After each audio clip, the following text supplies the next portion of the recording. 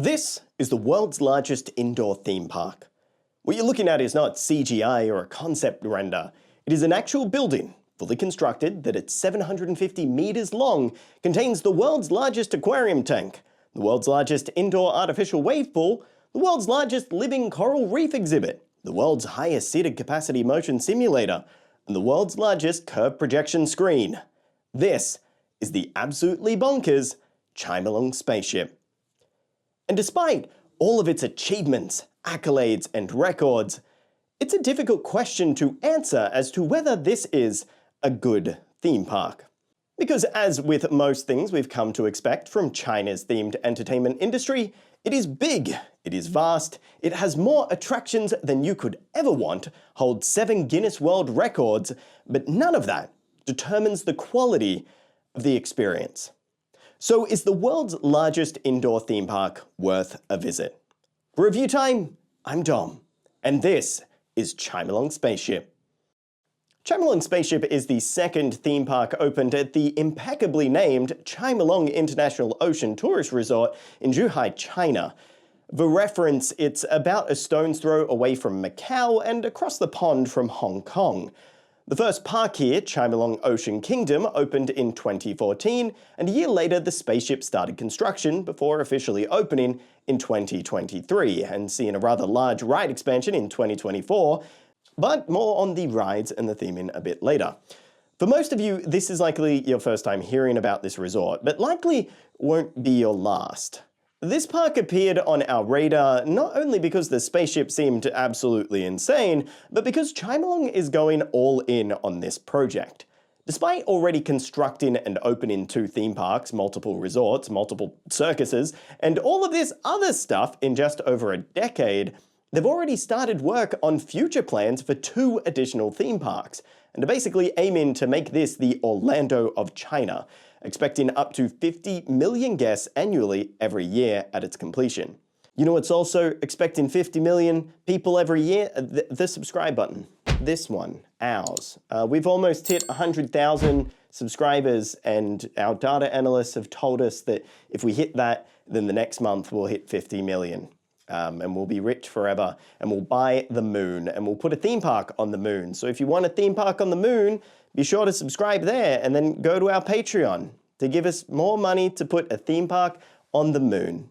But finally, we made it to the Hanquin Bay Hotel, our home for the next few days at the Chimelong International Ocean Tourist Resort in Zhuhai. And our first impression of the hotel? What? As you enter the Hanquin Bay Hotel, you are greeted by an enormous central atrium surrounded by 20-meter-tall glass-looking dolphins.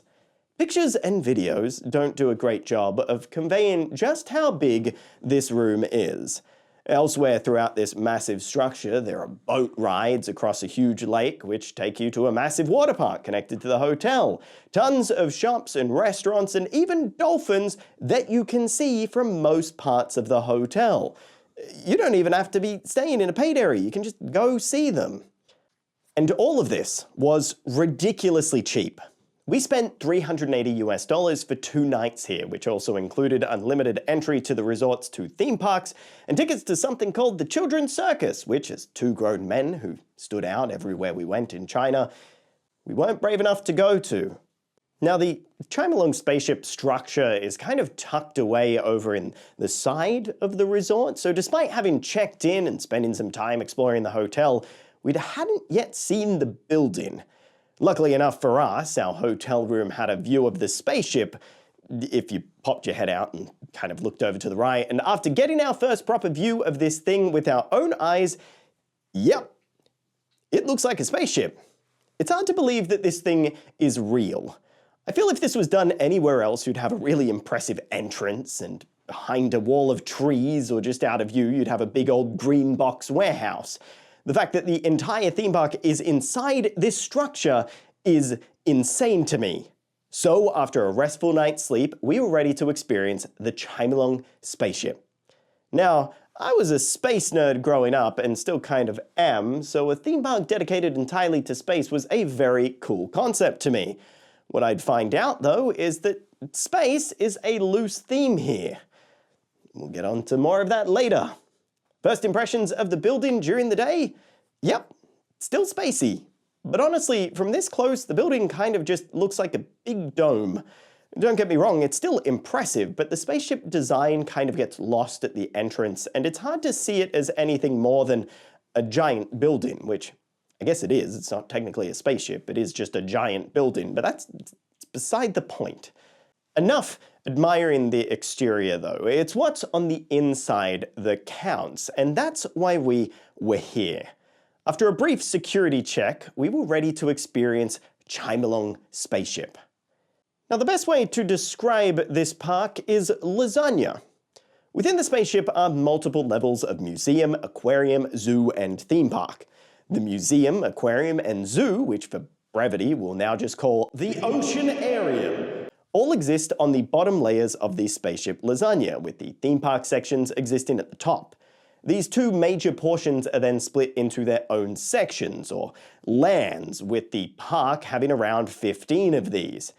It's almost mind-blowing to consider that when you're in the Oceanarium, there is an entire theme park above you, and when you're in the theme park, there is an Oceanarium beneath you.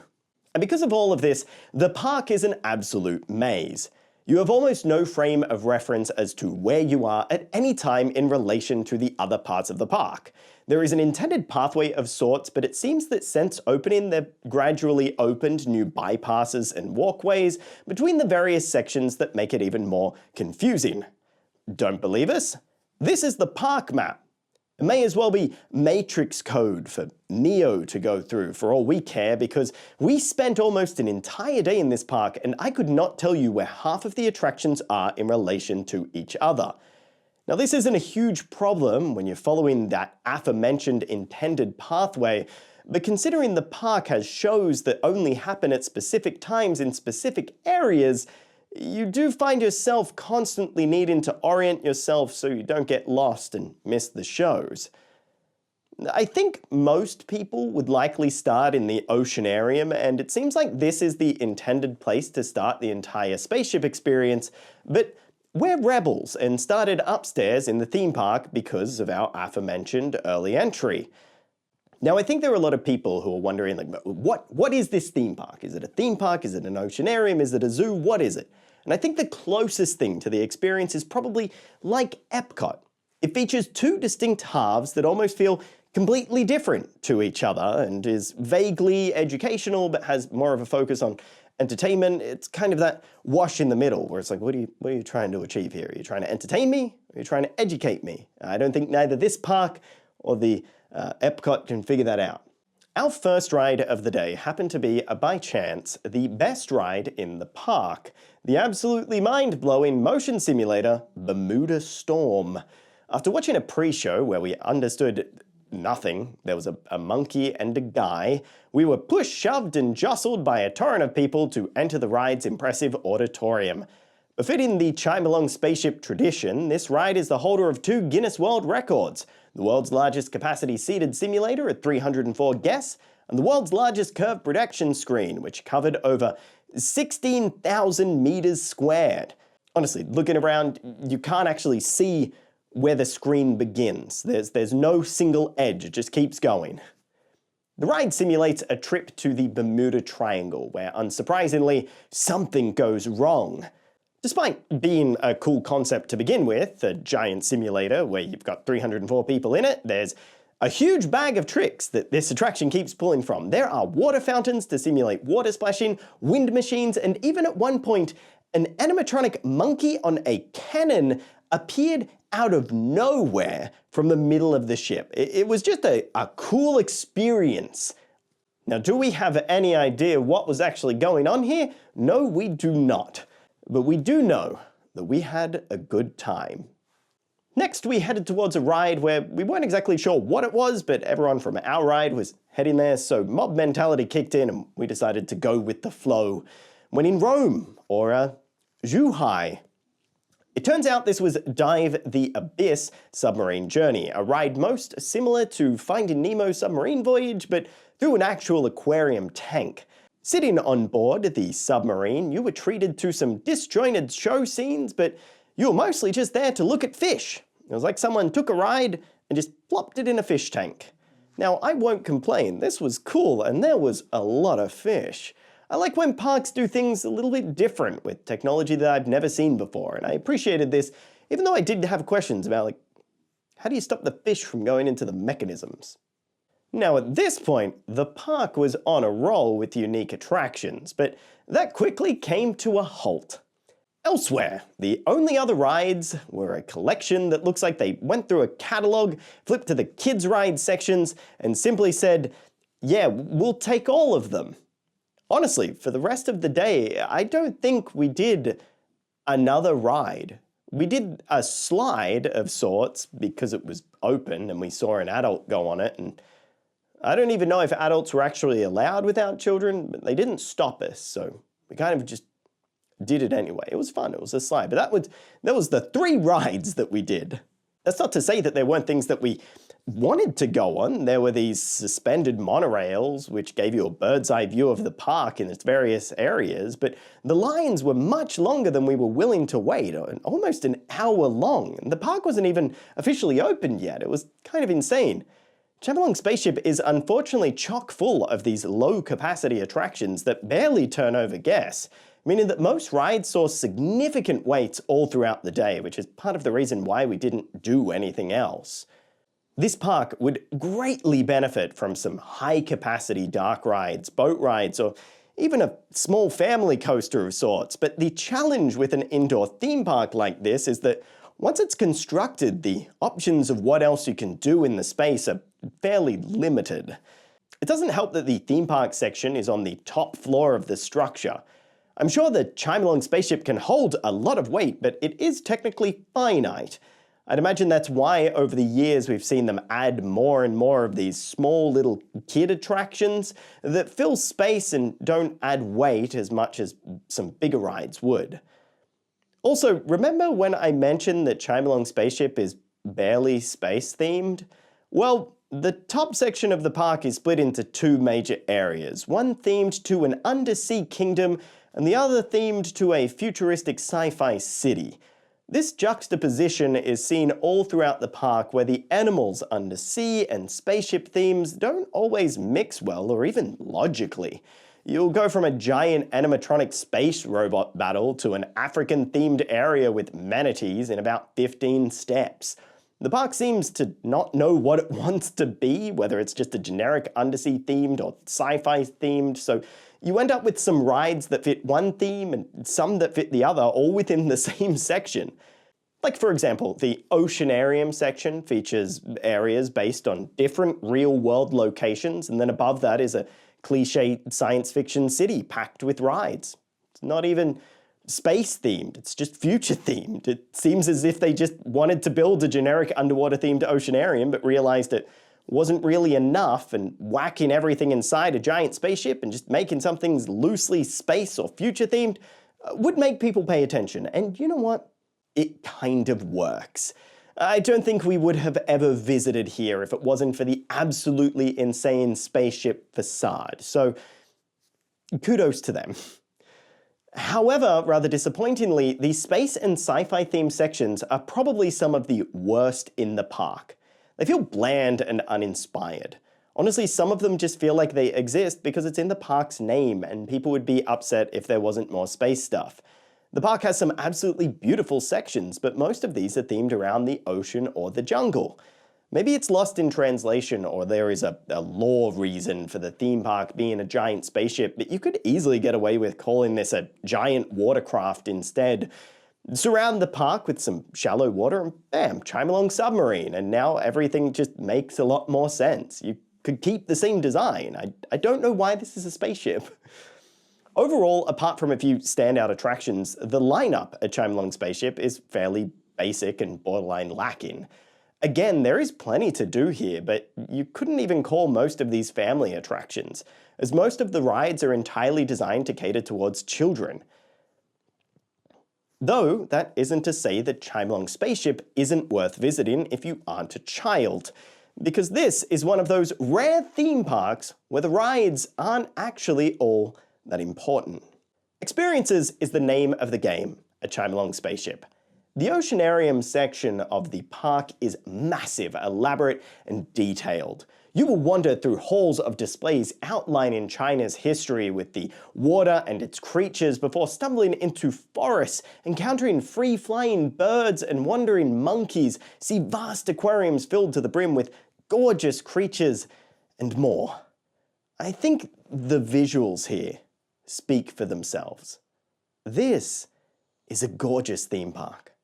Wandering its halls and displays was a treat.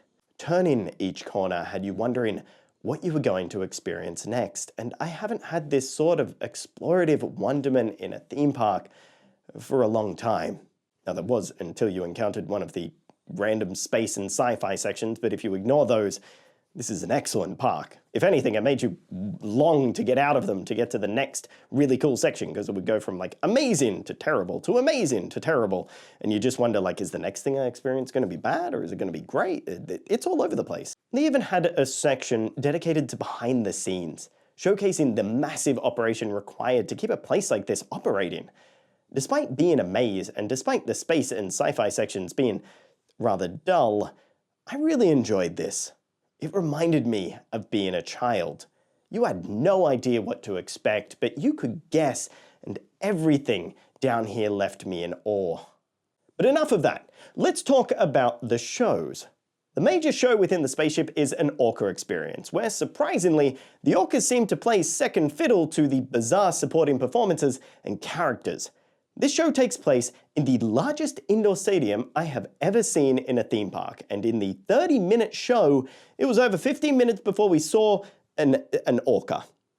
The beginning of the show featured some performers flying above our heads on blimps before being joined by countless random characters who just kind of danced on a stage in front of a pool. The pool was then filled by random jet ski teams from France before we actually got to see the majestic orcas performing some natural behaviors. Now, we aren't specialists on orcas in captivity, so we can't fully comment on this show. However, the park is receiving criticism, rightfully so, for their orca habitation. Videos exist of the park featuring performances with humans in the tanks with the orcas, something that has led to the death of trainers elsewhere in the world.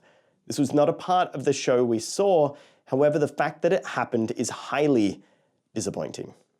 And I hope that organizations who are more focused on these things other than us continue to put criticism on this park because of it.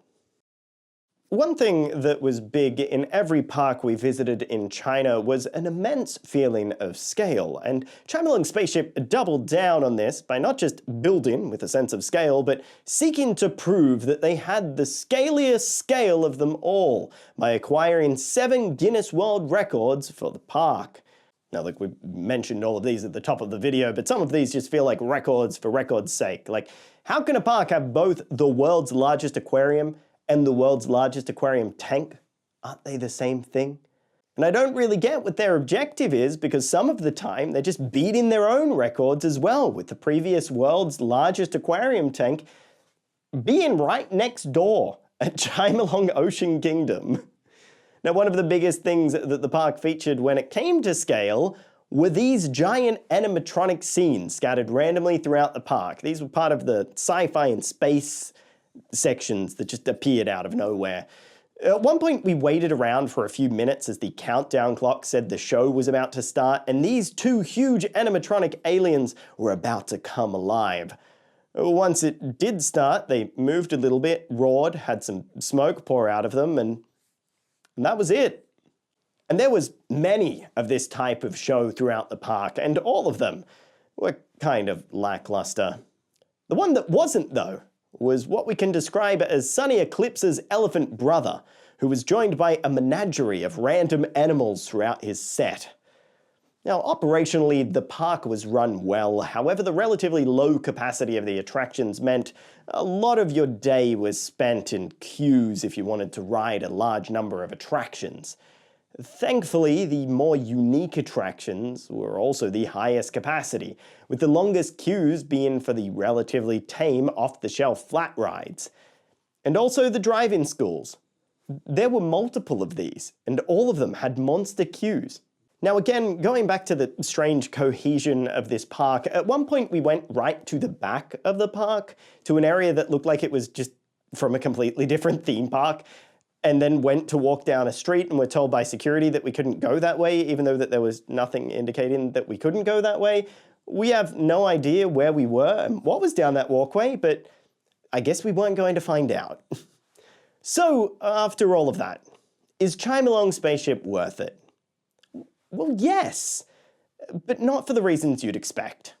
This isn't some tightly themed narrative masterpiece. It's not full of groundbreaking rides, and half of the time you'll have no idea where you are or what's going on. But somehow, that's what makes it special. It's bizarre, it's overwhelming, it's like someone was handed an unlimited budget, a checklist of Guinness World Records, and just said yes to everything without really asking, should we? But despite the chaos, or maybe because of it couldn't stop being fascinating.